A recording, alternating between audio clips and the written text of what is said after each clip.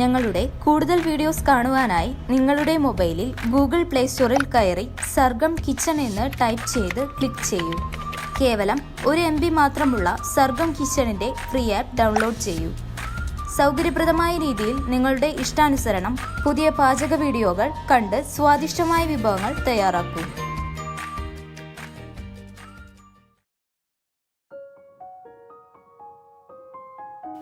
നമുക്കിന്ന് നമ്മുടെ ഗാർഡനിലത്തെ 10 മണി അല്ലെങ്കിൽ ടേബിൾ റോസ്, മോസ് റോസ് എന്നൊക്കെ പറയണ ചെടി നോക്കാം. സിമ്പിളായിട്ടുള്ള പെറ്റലാണിത്.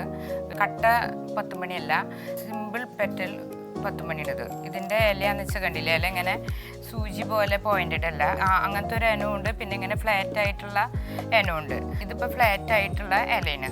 അപ്പോൾ അങ്ങനത്തെ ഇനം 10 മണിയാണ് ഇപ്പോൾ ഞാൻ ഗ്രൂപ്പായിട്ട് ഇങ്ങനെ കുഴിച്ചിട്ടുള്ളത്. ഒരു ഐറ്റം മാത്രമായിട്ട് കൂട്ടത്തോടെ വയ്ക്കുമ്പോൾ നല്ലൊരു ഭംഗിയുണ്ട്. ഒരേപോലത്തെ 10 മണി കുറച്ചധികം വെച്ചത്. 10 മണിയുടെ തണ്ടിൽ വെള്ളം ഇങ്ങനെ സക്കുലൻ്റ് മോഡൽ, അതായത് മഷിത്തണ്ടൊക്കെ പോലെയില്ലേ, അതുപോലത്തെ ഒരു ക്യാരക്ടറാണ് ഇതിൻ്റെ തണ്ട്. അധികം മഴക്കാലത്ത് ഇത് ചീഞ്ഞു പോകാൻ നല്ല ചാൻസ് ഉണ്ട്.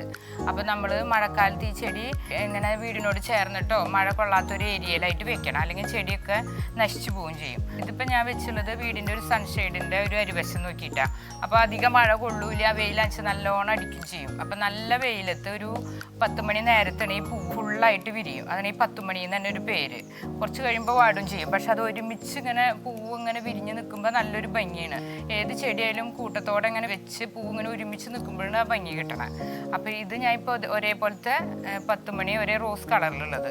പല ഇനമുണ്ട്. റോസ്, മഞ്ഞ, കട്ട സൈസ്, അങ്ങനത്തെ കുറേ ഇനുണ്ട്. ഇതിപ്പോൾ ഞാൻ ഒരേ ഐറ്റം എടുത്ത് വെച്ച് കൊടുക്കുന്നതാണ്. പിന്നെ ഇത് പെട്ടെന്ന് വാടിപ്പോവുകയും ചെയ്യും.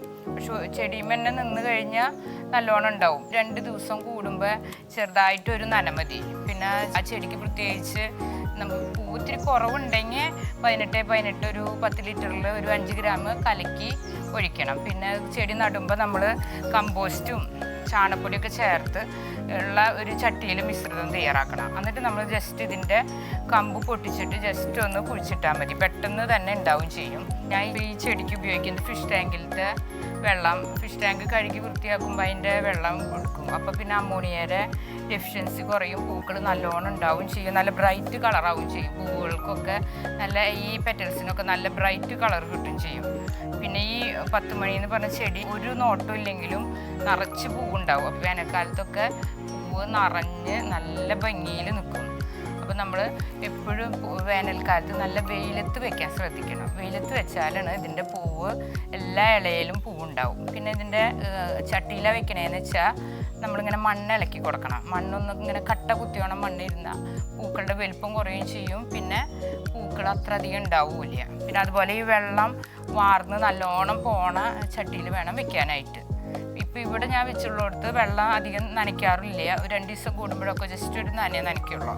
പിന്നെ മണ്ണെന്ന് വെച്ചാൽ ഇടയ്ക്കൊന്നും ഇങ്ങനെ നമ്മൾ ഈ കൊത്തി കൊണ്ടൊന്ന് കൊത്തി ഇളക്കി ചാണകപ്പൊടി ഒക്കെ ചേർത്താൽ മതി. നല്ലോണം പൂവുണ്ടാവും ചെയ്യും, നല്ല ഭംഗിയിൽ നിൽക്കുകയും ചെയ്യും. ഇനി ഇത് നടണത് എങ്ങനെയാണെന്ന് നോക്കാം. ഒരു ചെടിച്ചട്ടി എടുത്ത് അതിലേക്ക് നമ്മൾ ചാണകപ്പൊടിയും കമ്പോസ്റ്റും പിന്നെ നല്ലൊരു മണലും കൂടിയിട്ട് ചേർത്തുള്ളതിനത്. ഇതിലേക്ക് നമ്മൾ വെള്ളം ആദ്യം തന്നെ ചെടി കുഴിച്ചിട്ടുണ്ടേക്കാൻ മുന്നേ ആദ്യം ഒന്ന് നല്ലോണം ഒന്ന് നനച്ച് കൊടുക്കാം. അപ്പോൾ ഇതിൻ്റെ തണ്ട് പൊട്ടിച്ച് കുഴിച്ചിട്ടാൽ അങ്ങനെ ഉറച്ച് നിന്നോളും. വെള്ളം ഇറങ്ങി നല്ല കണ്ടീഷനാകുമ്പോൾ നമുക്ക് കുഴിച്ചിടാം. വെള്ളമൊക്കെ ഇറങ്ങിയിട്ടുണ്ട്. ഇനി നമുക്ക് ഈ തണ്ട് പൊട്ടിച്ചിട്ട് ആവശ്യമുണ്ടെങ്കിൽ നമുക്ക് സൂഡോമോണസ് മുക്കി ഒരു 10 മിനിറ്റ് വെക്കാം. അല്ലാണ്ട് തന്നെ പിടിച്ചോളും. സൂഡോമോണസ് മുക്കിയിട്ട് വെക്കുക, അല്ലെങ്കിൽ ജസ്റ്റ് വെറുതെ ഇങ്ങനെ പൊട്ടിച്ചിട്ട് വെക്കുകയും ചെയ്യും. അങ്ങനെ വെറുതെ തണ്ട് പൊട്ടിച്ച് ജസ്റ്റ് ഈ ഇലകൾ കൂടണ ഒരു ഭാഗം ഉണ്ടല്ലോ, അതൊന്ന് മണ്ണിൽ ഇൻസേർട്ട് ചെയ്യണം. നമ്മളിതിൻ്റെ ഇല കളഞ്ഞ് ഈ ഒരു നോബ് മണ്ണിലടിയിൽ പെടണം. അങ്ങനെ വേണം കുഴിച്ചിടാം. എന്നാൽ അതുമെന്ന് വേര് പുറപ്പെടുള്ളൂ. വേര് മണ്ണിലേക്ക് ഇങ്ങനെ ഊർന്ന് വരുള്ളൂ.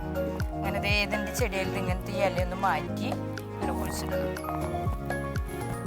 പെട്ടെന്ന് തന്നെ പിടിക്കുകയും ചെയ്യും, നല്ലോണം ഉണ്ടാവുകയും ചെയ്യും. വർഷക്കാലം ആകുമ്പോൾ നമ്മൾ ഇത് മഴ അധികം കൊള്ളാത്ത രീതിയിൽ വെക്കണം, അല്ലെങ്കിൽ അത് ചീഞ്ഞു പോവും. ചെടി തന്നെ പെട്ടെന്ന് തന്നെ നശിച്ചു പോവും.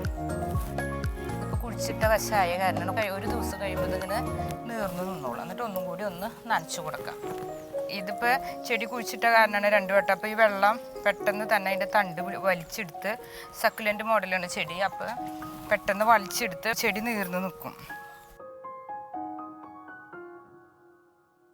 ഇതുപോലുള്ള പാചക വീഡിയോകൾ ഇനിയും ലഭിക്കുന്നതിനു വേണ്ടി ഈ വീഡിയോയ്ക്ക് താഴെയുള്ള സബ്സ്ക്രൈബ് ബട്ടൺ ക്ലിക്ക് ചെയ്യുക. ഇഷ്ടപ്പെട്ടുവെങ്കിൽ ലൈക്ക് ചെയ്യുക, ഷെയർ ചെയ്യുക.